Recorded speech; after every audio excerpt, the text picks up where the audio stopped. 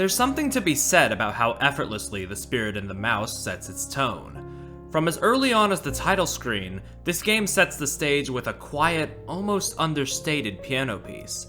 It's welcoming, but it also feels like it has a hint of melancholy hiding within. This sort of simple yet striking opener sets itself apart from other games, and creates this mellow vibe that it never really loses for the duration of its runtime.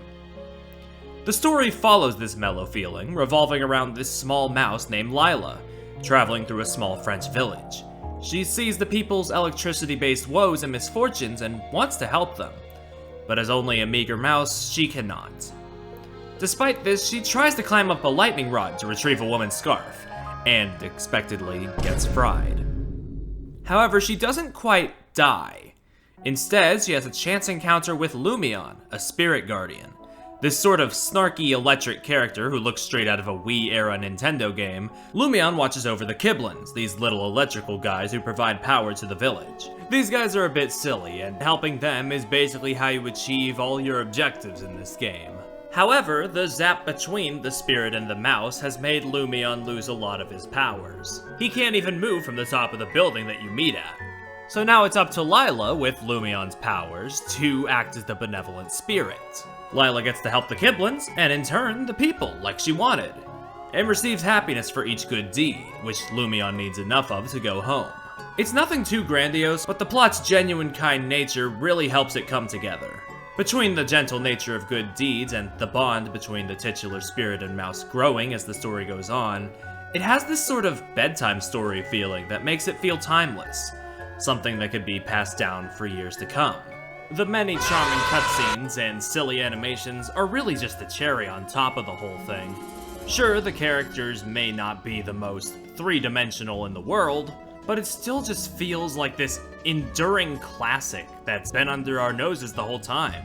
But no, it was just released last year, which is kinda crazy to think about. I mean, how many other instant classic type games have been hiding under my nose this whole time, huh? Keep an eye out for videos on those later. And this timeless feeling is accompanied by the soundtrack, which sits in a delightfully comfortable little box filled with pianos, accordions, and dreams. It has this gentle, warm, and classical feel, occasionally accentuated by dollops of theremin and accordions. It perfectly carries both the vibe of a quiet village at night and the spiritual goings-on of the electric spirits that supply power to the village. I could definitely see myself putting this on sometime during the holiday season. Is that just me?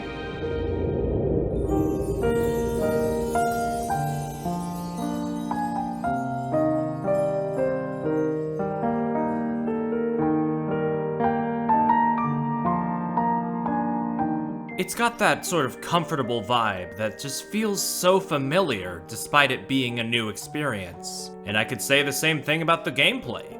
If you've played any 3D platformer or exploration games, it should feel similar to those, while also not sacrificing the gameplay opportunities that come from being a mouse.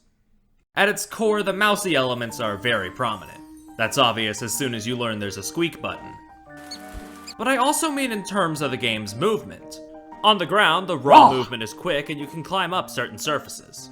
There's not a real jump per se, but the climb is a really good compromise that allows for some verticality. And sometimes it just kind of looks like a jump when you go onto a ledge from ground level. This, combined with a low camera angle, makes the world feel big. Or maybe it makes the mouse feel rightfully small, I don't know. But Lumion's powers add a wrinkle to the movement that makes it more than just a mouse simulator. They allow you to shock obstacles, move through certain gates, and travel along wires. These abilities resonate well with the mouse stuff, providing Lila with additional methods of transportation and movement that make the game feel snappier overall. You can also communicate with Lumion due to having his powers, and well, he's great, if a little cheeky.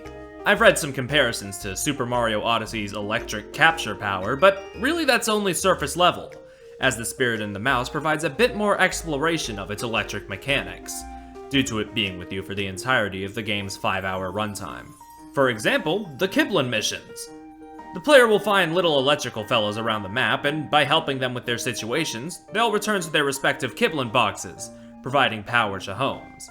Most missions have a unique objective, be it playing hide-and-seek with some younger Kiblins, retrieving scattered mail, or rotating satellite dishes, to name a few. These are also usually accompanied by a more jaunty song than the usual town themes. Do enough of these missions and that's how you get your happiness. But that isn't all there is to do. Around the map, there are also these light bulbs, collectibles that provide various bonuses. They may seem insignificant at first, but rewards such as maps, photo mode, and even a bit of fast travel are nice additions. It really encourages the player to go exploring around all of the village that they can. There's even a garland in the square that decorates the area as a visual showcase of how many light bulbs you have, which is a very nice touch. They could have just had the number tally, but having both adds a very delightful visual flourish. And well, that's about how I describe the whole game, a delight. At its core, from start to finish, the game is about helping others, and in turn, its tone is calming and reassuring. There's a bit more to unpack as the story reaches its close, but I'd rather not spoil those later parts of the game. Throughout the gameplay loop, there's no rush. You can do what you want to do, explore where you want to go at your own pace. While I do love a good rush every now and again, see my Pikmin video where I praise the tense parts of those games, in a game like this, it would be an odd fit, admittedly. The game instead elects to stay a cozy, joyous experience, and it just puts me at ease. It's also absolutely crazy to me that the studio that developed this game is apparently only composed of 2 people? The amount of polish, love, and care that went into this project is practically sparking from every corner of the game. I mean, it's obviously not on the level of like a AAA game, but it's not trying to do that. It's just a simple, loving game that's trying to convey a message.